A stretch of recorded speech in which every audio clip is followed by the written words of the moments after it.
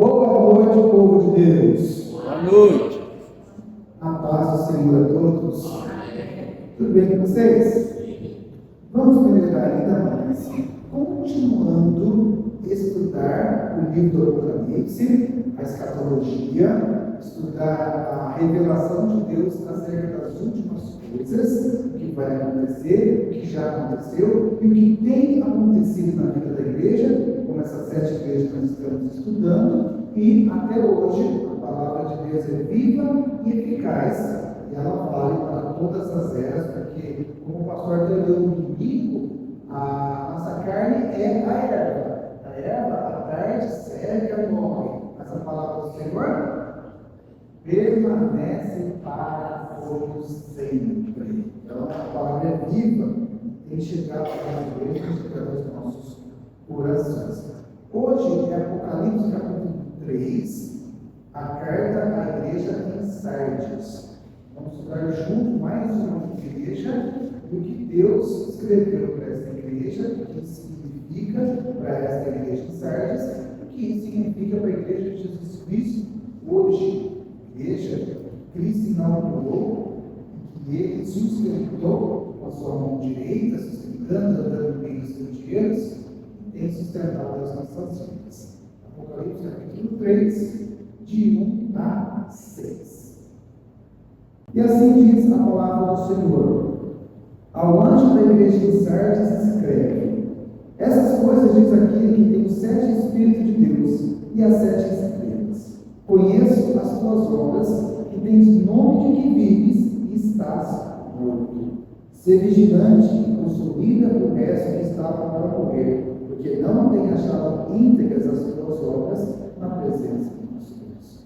Lembra-te, pois, que tens recebido e ouvido, guarda-o e arrepende-te, porquanto, se não vigiares, irei como ladrão, e não conhecerás de modo algum em que hora irei contra ti. Tens contudo em Sardes umas poucas pessoas que não se contaminaram as suas vestes, e andarão de branco junto comigo, pois são dignas. O vencedor será assim, vestido de vestiduras brancas, de modo nenhum apagarei o seu nome do livro da vida. Pelo contrário, confessarei seu nome diante de meu Pai e diante dos seus anjos. Quem tem ouvidos, ouça o que o Espírito diz às igrejas. Amém? No capítulo 3, continua com o capítulo 2, a carta direcionada às igrejas. Nós já estudamos Éfeso, no capítulo 2, Esmirna, Pérgamo e Tiátira na aula passada. Hoje o capítulo 3 continua, mais 3 cartas: Sardes, Filadélfia e Laodiceia. Depois o capítulo 4 volta. No capítulo 1 dá um break, dá uma pausa no capítulo 2 e 3 para falar das igrejas. E da visão do capítulo 1, depois do capítulo 4, voltam as visões que João teve e escreveu. Vai começar a falar do trono de Deus. Depois do trono de Deus, vai vir toda a justiça, todo o juízo de Deus. Então vamos ver o que diz esta carta, essa mesma estrutura. Sempre todas as cartas, como eu disse, elas seguem a mesma estrutura, com a destinação a quem está sendo interessada, um aspecto da visão do capítulo 1. Se você ler de novo o capítulo 1, uma descrição de Jesus Cristo, simbólica ali. Depois ele lembra a cada igreja. E cada aspecto dessa visão tem a ver com o conteúdo da carta. Então ele separou a visão e colocou uma parte de cada igreja, de cada carta, porque tem a ver com aquilo que queria ensinar para a igreja, ou corrigir a igreja, ou exortar, ou abençoar, ou elogiar. Como tem, a partir da terceira parte, uma avaliação da saúde espiritual. Ele vai avaliar como está a igreja de Sardes. Algumas ele vai dar um elogio, outros uma reprovação, ou os dois. Tem igreja que elogia uma parte e reprova a outra. Tem igreja que só elogia e tem igreja que só reprova. Vai ter um ou outro, ou os dois. E, de acordo com o elogio ou a reprovação, ele vai exortar, vai falar alguma coisa que a igreja deve fazer. É uma direção para a igreja. E, com certeza, quem é a igreja hoje? Nós. Toda a palavra, gente, é para nós. E a ordem novamente repete por 7 vezes, nas 7 cartas que recebem, a necessidade de dar os ouvidos ao Espírito Santo, porque o Espírito Santo falava às igrejas, amém? Não, o Espírito Santo ainda fala às igrejas. É hoje, o Espírito Santo ainda está aqui na terra. Jesus Cristo não deixar um outro consolador. Ele deixou o Espírito Santo e tem falado com as igrejas até hoje.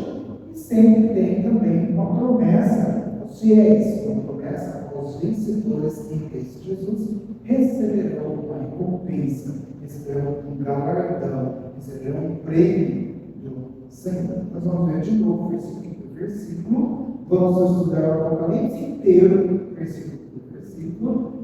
Hoje, a última aula da Escola Bíblica das quartas-feiras do ano. Semana que vem vai ter uma formatura, depois vai falar do ano novo.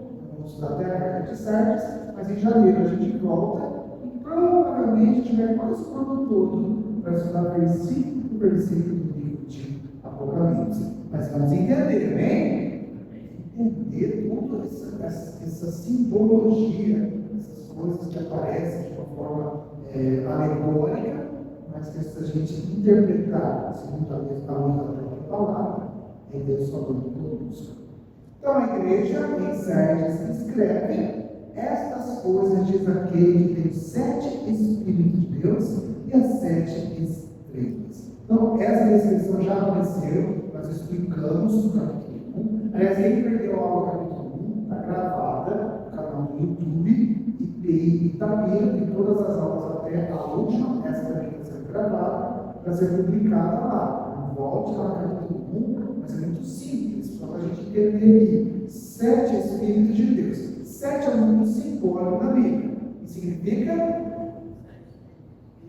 totalidade, plenitude. Então, o símbolo do número 7 é a totalidade. Então, quando fala 7 Espíritos, não está sendo contrário à igreja, porque Éfeso fala que existe um só Deus, um só Espírito, um só batismo. Então não tem 7 Espíritos. Então quando tem essa descrição de Jesus Cristo, ele repete essas coisas, ele tem 7 Espíritos, ele tem a totalidade do poder do Espírito Santo e também que o Espírito Santo está presente em todos os tempos, em todas as eras. No capítulo 5 ele fala assim: eu sou aquele que é, que era e que há de vir. Então, ele é eterno, ele é completo, ele é pleno. Então, 7 Espíritos, depois no capítulo 4, vai aparecer na frente do trono de Deus, também 7 tochas, que são 7 Espíritos de Deus, que é a presença de Deus no norte, sul, leste, oeste, todo o universo,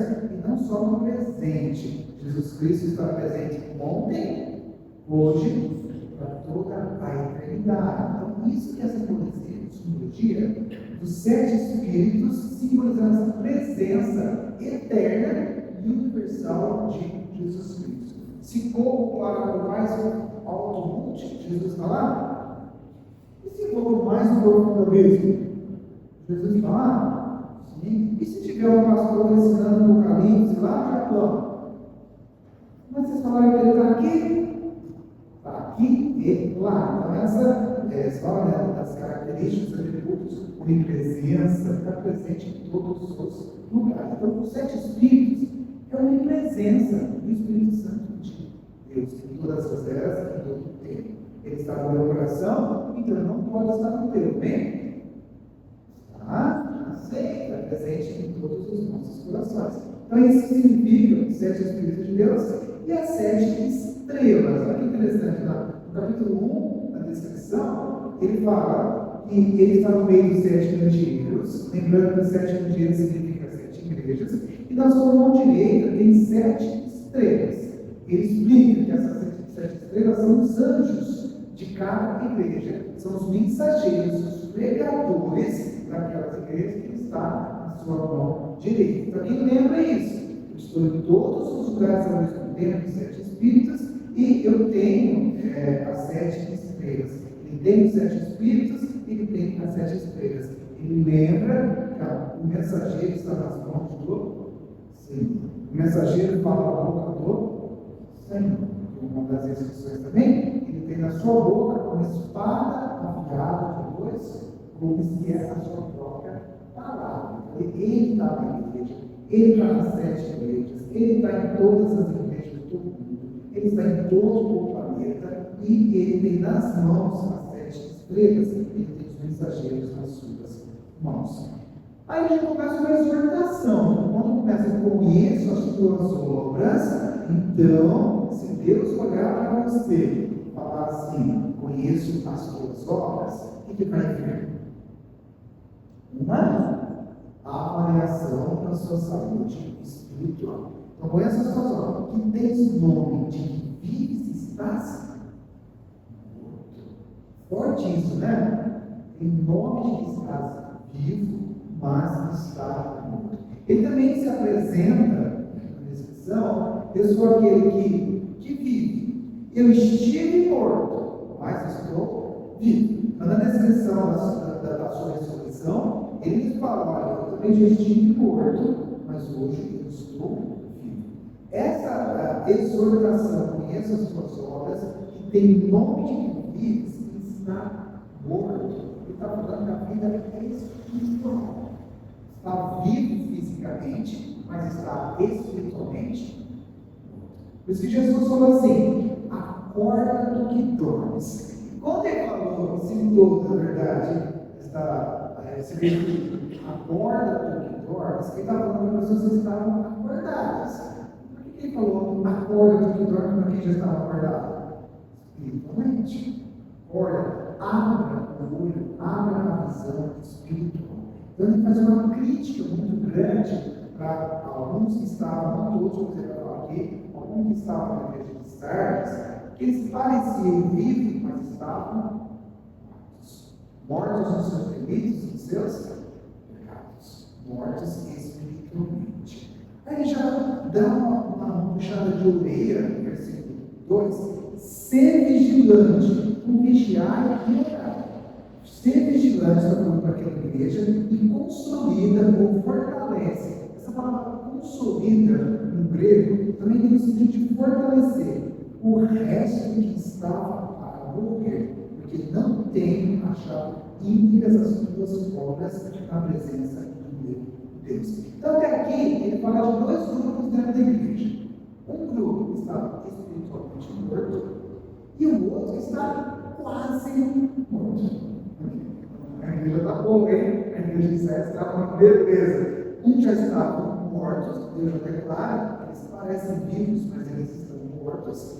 E para a igreja, os remanescentes, os fiéis, ser vigilante e consolidar, fortalecer o resto, porque estava quase mortos, eles estavam para morrer, estava no fio da morte, porque não tem achado íntegras. Então, por causa do pecado, por causa das más obras deles, na presença do nosso Deus. Como Deus avaliou as obras deles, um pouco está morto, tem que prover mais nada. O outro pouco está para morrer, está quase morto. Depois, na próxima carta que a gente estudar, Deus também vai falar isso da igreja quente, da igreja morna e da igreja fria. É mais ou menos a mesma coisa. Por quê? Os quentes são os que estão vivos, os que estão obedientes, os que estão servindo. Os frios são aqueles que estão mortos espiritualmente. E os mortos parecem vivos, mas estão mortos. É a mesma coisa. E Deus fala que os mortos têm vontade de vomitar. Vai chegar, você está olhando, não vai chegar nessa carta, a gente vai estar na próxima, mas aqui está falando basicamente a mesma coisa.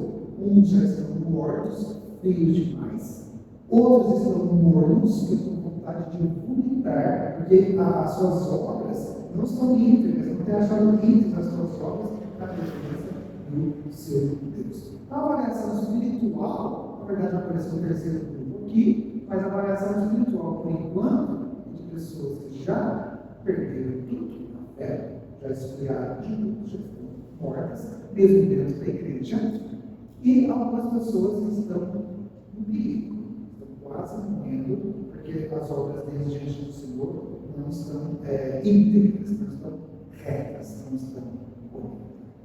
Deus sempre, então, vai dar uma exortação, Deus vai dar chance para as pessoas. Olha o versículo 3. Lembra depois do que tens recebido e ouvido. Então, quando ele fala para lembrar do que tem recebido e do que tem ouvido, está falando do Evangelho. Então, tudo que eles receberam, porque ele está falando para uma igreja. E uma igreja que conhece o Evangelho, uma igreja que foi fundada por cristãos, por discípulos de Jesus Cristo, que recebeu os ensinamentos, recebeu a sã doutrina. Então, lembre depois do que você tem recebido e tem ouvido, mas a terceira parte, guarda. Não adianta só receber a palavra, não adianta só receber o Evangelho, não adianta só ouvir o Evangelho, ouvir a palavra e não obedecer. Guardar significa obedecer. O que significa guardar? Então, lembra, era para vocês lembrarem. Lembro de Jesus Cristo, lembro dos evangelhos, lembro da história da salvação, lembro do que Deus tem ensinado na sua palavra. Você recebeu isso, você ouviu. A fé vendeu? Ouviu. Mas guarda. Lembra a palavra que Jesus contou? Eis que o semeador saiu para semear? Quem lembra essa palavra? O semeador é Jesus Cristo. E a semente é a palavra. Só que ele fala que umas caíram no meio do caminho, vieram as águas, outras caíram em terreno rochoso, não tinha raiz, não tinha profundidade, o sol veio e queimou, morreu. Outras caíram entre os espinhos, os próprios espinhos sufocaram ali aquela semente, e também não brotou. Mas algumas sementes caíram em terra, e essas brotaram, deram a 100 por mundos, eles deram muito fruto. E está falando a mesma coisa aqui. Não adianta, depois Jesus explica essa palavra, né? O que fez que o maligno roubou a palavra da oração? Por que o crente permitiu que o maligno roubasse a palavra? Ou as aflições da vida, dos espinhos, das dificuldades da vida, que quiseram sufocar esta palavra? Ou a cobiça deste mundo, as riquezas, as coisas que as pessoas procuram neste mundo competindo com a palavra e deixaram essa palavra morrer. Mas os fiéis que têm um coração bom, uma terra boa, é que vai frutificar. Então, Jesus está lembrando, vocês estão mortos porque vocês ouvem a palavra, vocês lembram a palavra, mas vocês não guardam a palavra. Então, nada adianta conhecer a palavra e não obedecer a palavra. É uma coisa que morte. Deus, no seu juízo, ele vai cobrar o quê? No juízo final? A sua palavra. Mas vai falar assim: não, Deus, eu fui em todas as aulas do pastor Marcelo, aprendi tudo, eu sei tudo, pode perguntar. Jesus vai querer saber se você sabe tudo, sabe tudo. Jesus vai falar assim: o que você praticou? Lembra? O que você praticou da minha palavra? Que é isso que ele está falando, eu não tenho achado íntegras as tuas obras na presença de Deus. O que você praticou de tudo que você ouviu, de tudo que você aprendeu? E se não praticou, essa sabedoria é morta, essa sabedoria ela é nula, essa sabedoria ela é inútil. Então, uma das exortações mais fortes que Deus faz, comparando com a morte, aqueles que ouvem, aqueles que são ensinados, mas que não praticam a palavra de Deus. Então, ele fala: lembra, vocês receberam, vocês ouviram, porque Deus não cobra o que ele ensinou. Hein? Guarda e arrepende-te. Não arrepende de ter só ouvido e não praticado. Arrepende de ter só aprendido e não guardado no seu coração. Então, Deus dá chance e explica o que é a morte espiritual. A morte espiritual é encher a cabeça de conhecimento, mas o coração vazio da presença de Deus. Mas Deus sempre dá chance. A igreja precisa se arrepender. Deus sempre dá chance, até hoje, para a gente se arrepender. Portanto, se não vigiares, é como o versículo 2, é ser vigilante. Portanto, se não vigiares, virei como ladrão e não conhecerás faça de modo algum em que ora virei contra ti. Então, um tema importantíssimo no livro do Apocalipse é a segunda vinda de Cristo. Qual foi a primeira? O Natal. Vamos celebrar aqui o nascimento de Jesus Cristo. A primeira vinda é o Verbo encarnado, é o Emmanuel, é Deus conosco. Ele vai voltar novamente. No capítulo 2, no finalzinho lá da carta de Tiago, que a gente estudou, olha no versículo 25. Então, somente conservai o que tens até que eu venha. Então, ele já tinha falado que ele viria, que era para desconservar o que ele tem até que ele venha. Antes também, no capítulo anterior, no capítulo 1, ele já introduziu versículo 7, 1,7. Eis que vem com as nuvens, e todo olho verá, até quando não transpassar. Depois, versículo 8. Eu sou o Alfa ou o Ômega, diz o Senhor Deus, aquele que é, que era e que há de vir do Todo-Poderoso. Então, em vários versículos e outros também, esses mais importantes até agora, Jesus fala que ele virá, ele fala que ele há de vir, que ele é o Todo-Poderoso. Ele lembra que ele virá, e aqui dá um detalhe que já está nos evangelhos. Então, esse detalhe aqui, que ele virá como ladrão, nós já conhecemos dos evangelhos, não conhecemos? Ninguém sabe o dia nem a hora. E ele virá como ladrão no sentido, o ladrão liga para você e fala assim: ô querido, facilita a minha vida aí. Às 3 da manhã, deixa o portão aberto, destranca a porta, se possível, carrega tudo de valor, já tem só um pedaço. Facilita a minha vida. Assim o ladrão faz? Não, ele não avisa. Ele tem a dúvida da surpresa. Ele tem uma estratégia. Então, como ladrão aqui, no sentido, é sem comunicar antes. Aliás, ele já está comunicando, tá? Esse vem sem demora. Mas que hora, Jesus? Não sabemos, nem agora. Por quê? Para a gente sempre vigiar e a gente está sendo preparado para a vinda de Cristo. Então, pode ser hoje, pode ser amanhã, pode ser daqui 10 anos, pode ser daqui 1000 anos, não sabemos. Mas o que nós sabemos é, hoje eu estou preparado. Se Deus olhar lá, olhou, eu tenho olhado para vocês, não têm achado íntegras as suas obras na presença do meu Deus. Vocês estão mortos. Será que Deus está enxergando isso? Então, Jesus está falando para manter essa vigilância, se não vigiar, se virem com ladrão, não vai ser de modo algum a hora em que ele virá. Aliás, Jesus Cristo fala que isso compete apenas ao Pai. Só o Pai sabe o dia dele. E Apocalipse, depois a gente vai aprender também mais para frente, ao soar a última trombeta. Quantas trombetas tem?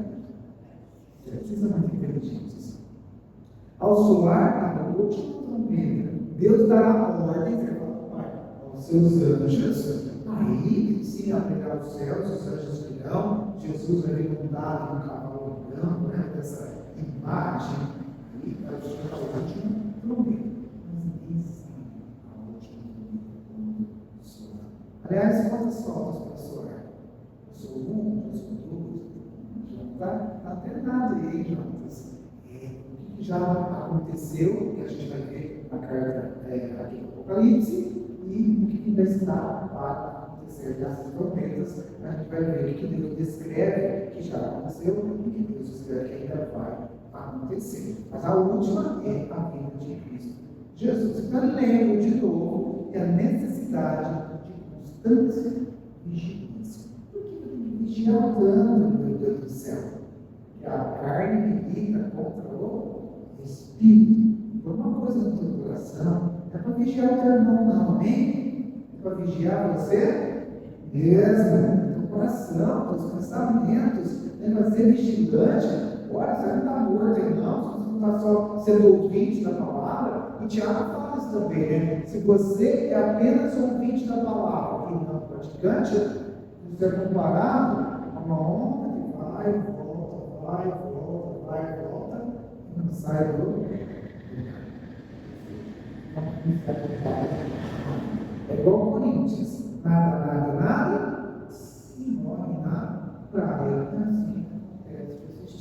que não treinam, que não vigiam, que não oram. Tens contudo em Sardes, no versículo 4. Essa carta é curtinha, tem 6 versículos, já está quase acabando, mas é poderosa. Mas é um puxão de orelha. Então no 4 já fala assim: ó, tens contudo em Sardes umas poucas pessoas. Quantas tem?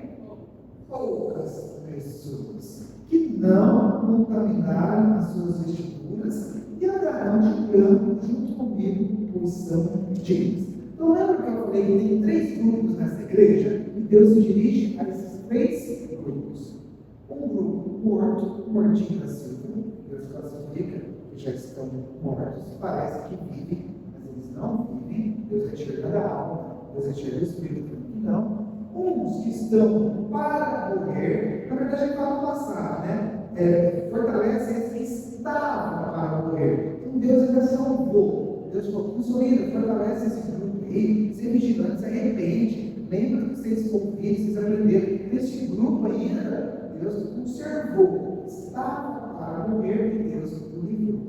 E o grupo que estava vivindo da Silva, obediente. Que Deus fala: tens contudo aí umas duas pessoas que não se contaminaram as suas vestiduras, ou seja, ouviram, lembraram, ouviram e guardaram, obedeceram, se contaminaram com a impureza que estava derrubando, que aparece nas outras cartas, né? A prostituição, a idolatria, que aparece também nas outras cartas, é importante aqui. Eles não se contaminaram com a cultura, eles não se contaminaram com o pecado. Eles resistiram, eles foram fiéis a Deus. Então, essa é uma linguagem sacerdotal, as suas vestiduras brancas, sem mancha nenhuma, sem mácula nenhuma. Ele usa essa linguagem. O sacerdote tinha as roupas brancas, as roupas do sacrifício, e tinha que estar impecável. Quem já fez tiro de guerra? Fizeram? Eu já fiz tiro de guerra. Dia de inspeção, o sargento ia ver se a roupa estava impecável, se o teu cultura estava impecável, penalizava tudo. Se tivesse um pelinho na sua roupa, final de semana você está demais. Vamos fazer essa inspeção. Eu lembro muito disso. A gente tem uma preocupação em engomar a farda, sempre engomadinha, passadinha. O coturno passar graxa, lustrar, era um espelho, você estava penteando o cabelo, lustrar. A barba, o sargento passava com algodão de cima para baixo. E se o algodão grudar, a barba não veio. Você tinha que estar impecável. E é mais ou menos isso. Deus olha a nossa vida, Deus olha a nossa santidade, a nossa pureza. Muitas vezes nós não nos preocupamos com isso, né? Vamos com a nossa vida espiritual, com as nossas vestes espirituais, com as nossas vestes sacerdotais. Mas esses que não se contaminaram as suas vestiduras andarão de branco junto comigo. Também o branco é o símbolo da salvação. No fim também, até prometeu vestiduras brancas, né? No fim vai aparecer essa imagem também da visão dos salvos, os santos todos vestidos de branco, como Jesus Cristo.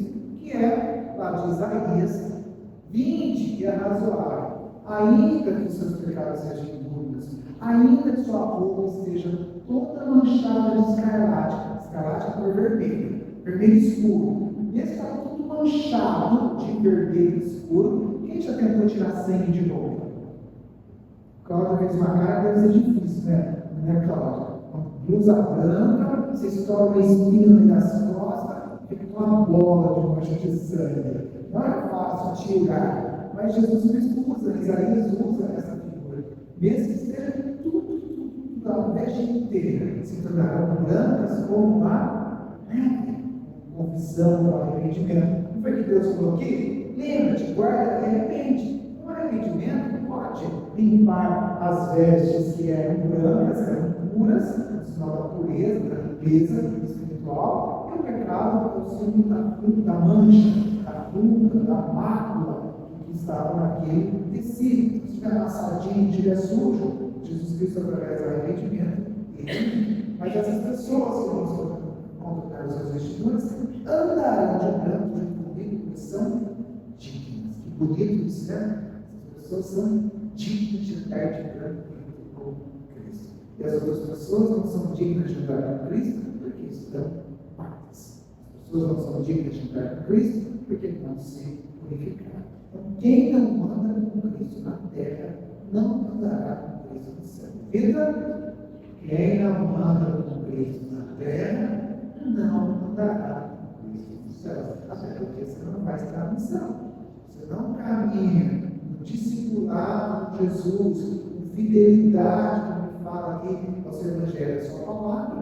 Depois, quando a gente for estudar o final, o juízo final, a gente vai ver a separação. A gente vai ver a diferença. Quem estará junto com Cristo e quem eternamente separado de Cristo. Mas essa é uma das promessas. Embora aqui não seja ainda recompensa, mas é uma das promessas de Jesus de andar de branco com Ele. É dignidade daqueles que não se contaminaram de estar com Cristo. Aí sim, fala o vencedor, que é o vencedor final, ele está falando no dia a dia, na igreja, as pessoas não se contaminaram. Essas são dignas de andar de branco junto comigo. Mas é o vencedor, é o fim, né? Sempre o vencedor é o fim. O vencedor será assim vestido de vestiduras brancas. A vestidura branca é importante, ele repete. Anda de branco com Deus aqui na terra e vai andar de branco com Deus lá no céu. Isso sim, a vestidura branca sempre a salvação. E de modo nenhum apagarei o seu nome do livro da vida. A primeira vez que aparece aqui, essa imagem maravilhosa também do livro do Apocalipse, Deus tem um livro, e esse livro é chamado o livro da vida. Sabe quando você nasce, sua mamãe e seu papai vão fazer o quê? Vai lá no cartório, já levaram sua netinha no cartório, José? Acho que não. Deve levar no cartório e registrar lá no cartório. E lá tem um livro. Mesmo se nasceu em 1852, se você for lá no cartório e ser registrado, eles vão achar esse livro. Vão achar o seu registro lá, que é mantido esse livro. Mesmo depois de for para a parte do céu, o certidão de óbito, eles vão amarrar o nome do livro? Não, só vão considerar o óbito. Nasceu no dia tal e atestou o óbito no dia tal. Mas está lá ainda registrado naquele livro. Então, Deus, senso fazia tudo isso já na época dos gregos, tinha um senso de contagem das pessoas. Então, Jesus usa essa imagem do livro, que tem o seu nome ao lado, e aqui ele fala desse livro da vida. De maneira nenhuma apagarei o seu nome do livro da vida. Aqueles que são salvos, aqueles que não se contaminaram, aqueles que são dignos de vestiduras brancas, Jesus jamais vai apagar o nome deles do livro da vida. Seu nome está registrado lá? Que dia que foi registrado? Que dia? Sabemos sim. No dia da nossa conversão. Então, assim como registra no cartório o seu nascimento, tá? Filho de estudante tal, nascido no dia tal, hora tal, no hospital tal, tem registrado lá o nascimento. No livro da vida está registrado o novo nascimento. Tem o nascimento físico e tem o nascimento espiritual. Então, aqui é um contraste com os mortos. Você lembra de um grupo que estava morto? Está morto.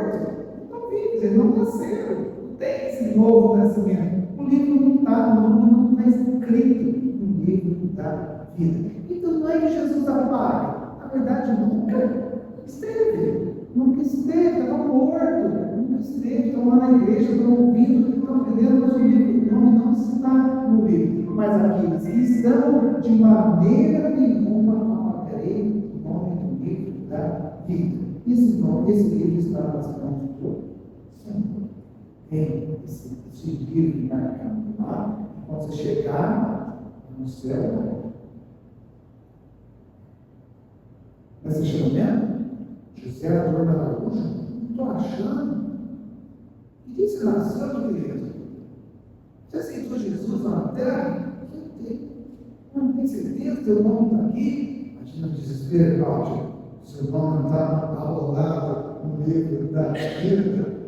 Assim, por quê?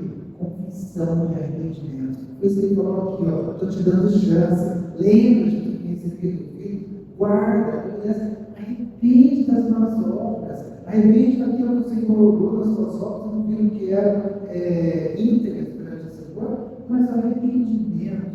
Porque o nome do livro da vida está escrito no sangue de Cristo.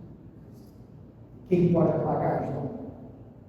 Quem ouse lá apagar o nome escrito com o sangue de Cristo?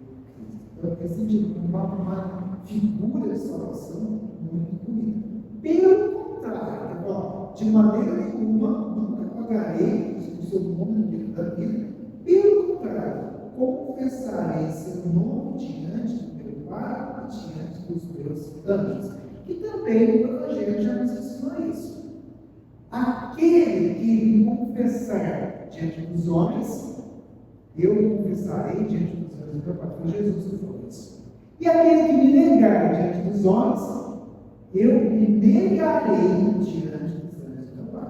Então, Deus só lembra. Lembra o que falou no versículo 3? Lembra de coisas que tem recebido e ouvido. Então, ele cita o Evangelho aqui. Ele está citando coisas que Jesus já ensinou no Evangelho e que a igreja estava careca de saber. Não era para eles lembrar, porque às vezes, gente, vocês já foram pregados, vocês sabem da salvação. Vocês lembram que aquele que me confessar diante dos homens, eu o confessarei. Então, a profissão de fé é o quê? Você confessar o nome de Jesus. Porque se com a tua boca confessares e com o coração crer, será salvo. Confessa com a boca externa e você crê com o coração. Então, tem como eu fingir que estou vivo? Não. Se você confessar com a boca, mas no coração não crer, é morto. É isso que nós estamos falando aqui. Parece que está vivo, mas é morto. Só confessa com a boca para fora, o coração não crê. Então não existe salvação.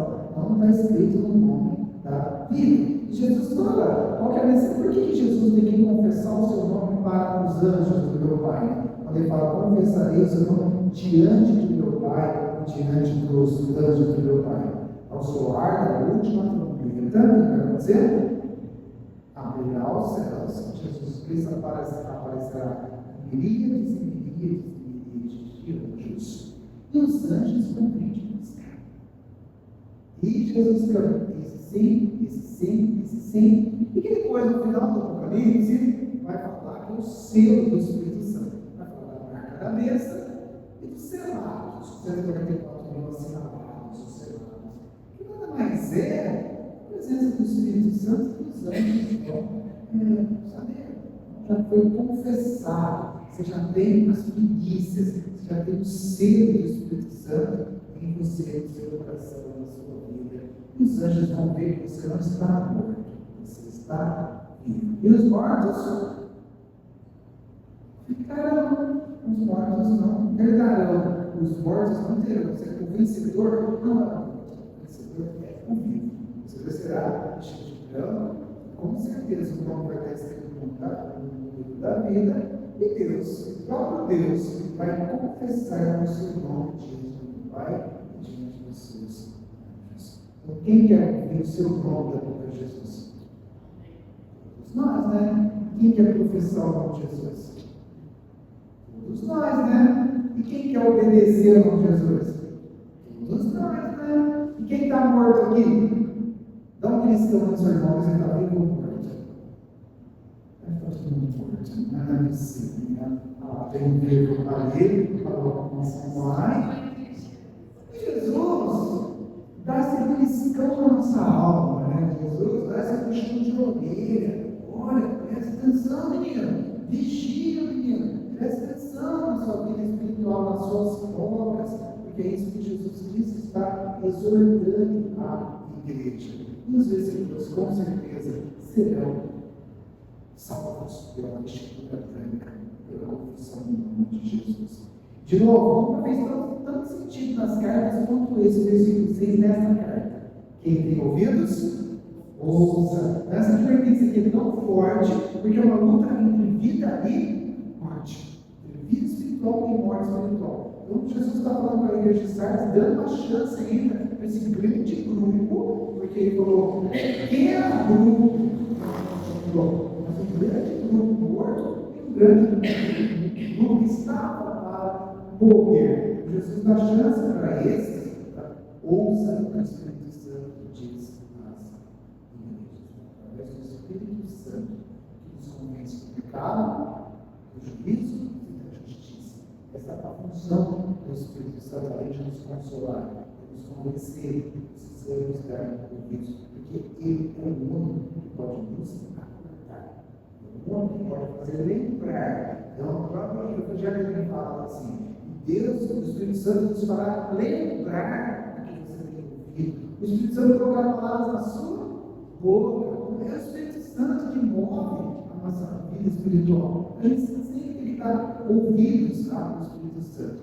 De novo, dar ouvido ao Espírito Santo não é igual, ele falou, lembra de coisas que tens recebido e ouvido. Porque Deus falou para eles lembrar, porque eles ouviram por um ouvido e saiu pelo outro, não marcaram. Então, lembrar isso e dar ouvidos ao Espírito Santo é praticar tudo que o Espírito Santo tem nos ensinado. Amém?